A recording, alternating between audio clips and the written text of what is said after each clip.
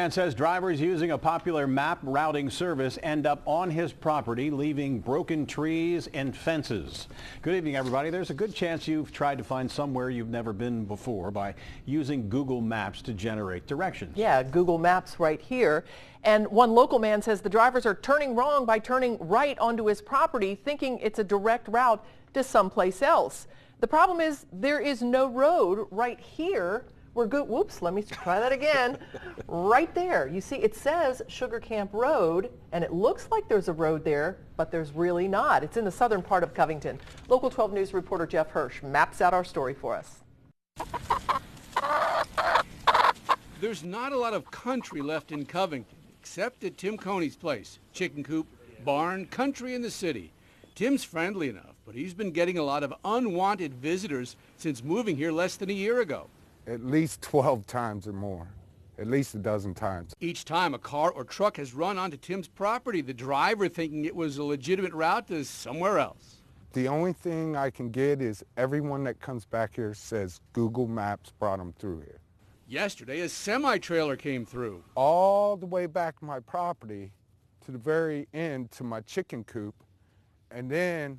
There's no road there. There's no road. The truck backed out, damaging fences and trees.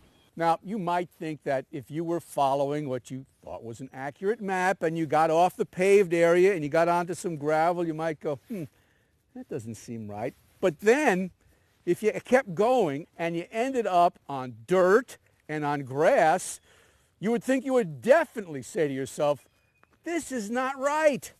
But that's not what everybody says. They continue on for some odd reason. I can't comprehend it. I don't see any logical thinking in it. You know, if you left a flat surface and, you know, and you realize, I mean, would you drive through a city park?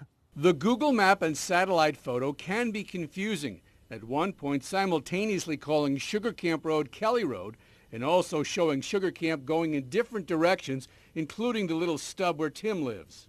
So I wondered, is this situation in Covington isolated, or is there a larger problem with Google Maps? And so, of course, I Googled problems with Google Maps. And other problems do show up, which have people like Tim crying, foul.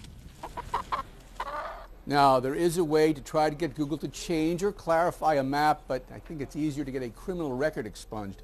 You can follow a multi-step process on the Google Maps website to contact the mappers, or you can try calling, which I did, getting a recording saying it would be at least a half an hour wait to talk to a live person, but it would be quicker if I tried the website. Back to you. All right, Jeff, so what about the damage to his property? Is somebody going to pay for that or fix it? Well, he thinks it's about $6,000, and they're trying to figure out who did it. It was a truck that backed out. The neighbors saw the truck drove away, but they don't have a license plate at this point. Wow, how frustrating for him. All right, thanks so much, Jeff. And Jeff also sent an email to the Google Corporate Communications Office. If and when we hear back, we're going to let you know what they say about getting people not to drive on Tim Coney's property. Now, as for the truck that damaged the property, neighbors say it was red and it had the word furniture on it, but it drove away before anyone could get any more information than that.